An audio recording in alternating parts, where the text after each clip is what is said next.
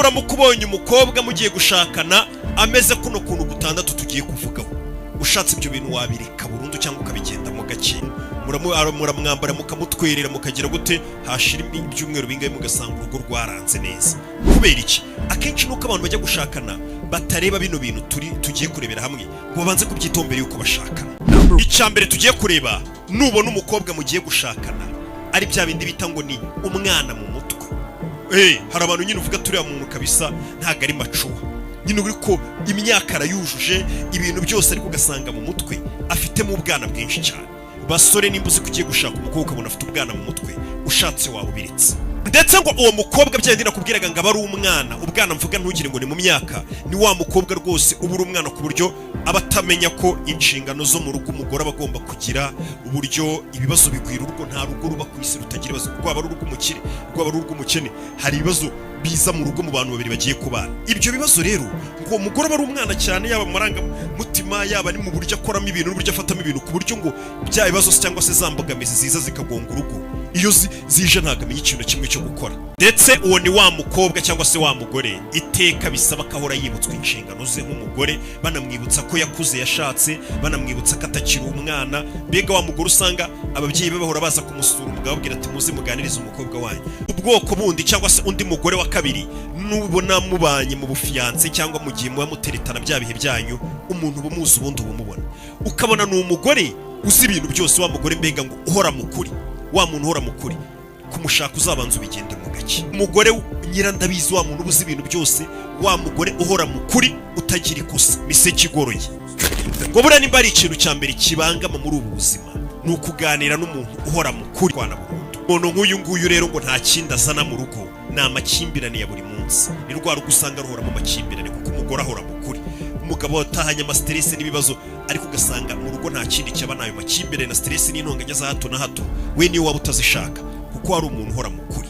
Umugore wa gatatu tugezeyo rero ni wa wundi bita ngo ni umugore wo mu rwego rw'ikirenga, cyangwa se wa mugore nyine wa wundi nyine cyangwa se umukobwa, wa mukobwa ushaka guhora ari ku rwego rwo hejuru, ufite class iri hejuru cyane, kandi wenda nanone itanajyanye n'ubushobozi bwe. Mbega ni wa mukobwa mukina teretano ubibona, yaba ari ku mafoto ya postinga, yaba ari uburyo abayemo mu buzima bwe bwa buri munsi, ni wa muntu uba ushaka kugaragaza ishusho yereka abantu bo hanze ko ari umukobwa ufite amafaranga wagezeyo, ubayeho ubuzima bwa gisirimu buri hejuru cyane.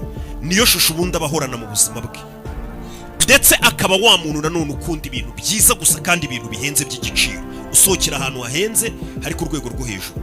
Abo bantu uzabona ukabona umuntu ushobora kumusohokana nk'ahantu hasanzwe rwose haringaniye hadaciriritse, ariko ukabona yahasuzuguye cyane kandi adafite n'atanu yo kuba yakwisura. Ni wa mugore ugeza mu rugo ukajya ubona mu mutwe w'ikintu kirimo ni ugushaka kwemeza abantu, cyane cyane none no gushaka kwemeza abantu batabyitayeho, yaba ari uburyo yambara, yaba ari ibintu atangiye gutuma ugura ukazana mu nzu wenda mutari mukeneye, yaba ari ibintu atangiye kukubwira ngo umuhe amafaranga agiye kugura, yaba ari imyambarire, yaba ari inkweto, yaba ari ibiki, ukabona ni ibintu bitihutirwaga cyane, ariko ukabona ko washaka bwa buzima bwo hejuru cyane kurusha kureba ifitiye urugo akamaro.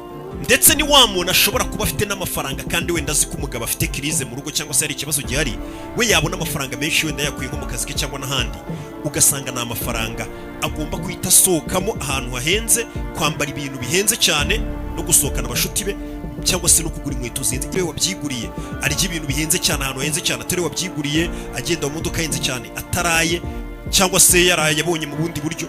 Uwo muntu rero ngo akenshi ngo iyo ageze mu rugo nanone akenshi ngo ni wa muntu kubera iyo shusho ye nyine yo gukomeza kugaragaza ko ibintu byo biri ku rwego rwo hejuru, ni wa muntu nanone ngo niyo ageze mu rugo wenda nk'umugabo bikanga cyangwa se nawe ubwe amafaranga akaba make, ntago yagira ikibazo cyangwa se ubwoba bwo kuba yasohoka hanze akajya gukura amafaranga aho. Niyo mpamvu rero mbere yuko umushaka ntago wamurenganya, ubu mubona urwego ariho n'ibintu akunda, nimba ubona ko bishobora kuzakubangamira waba ubiretse gushakana n'umuntu umeze gutyo. Uyu ni wa muntu iteka we icyo areba ni bwa bwibone buba mu muntu nyine, bwa bwibone barambona gute, ndi hejuru ndarenze, icyo kintu yitaho no gusa neza inyuma ku mubiri, ku buryo amafaranga menshi cyangwa se ibintu byinshi yitaho ni amavuta ahenze, gusiga umubiri we, kwambara ibintu bihenze, nicyo kintu we ashyira imbere kurusha izindi nshingano z'urugo zose.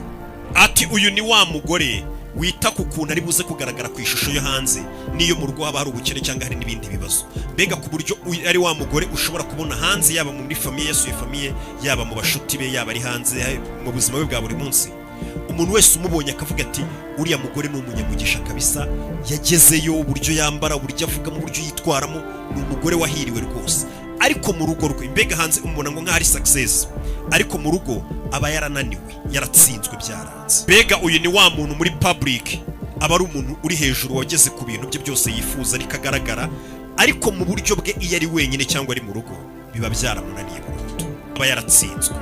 Ndetse uyu ni wa muntu mu rugo ngo akenshi usanga nta n'akarimo na kamwe yakwibwira gukora, nta kintu kimwe yakora. Mbega ubundi sinzi nimba ishusho twavuga y'ibijyanye n'abantu bavuga ngo uriya muntu ngo ni Slay Queen, sinzi nimba ndi kumva byenda guhura n'ukuntu mujya mubyumva ijambo Slay Queen, sinzi.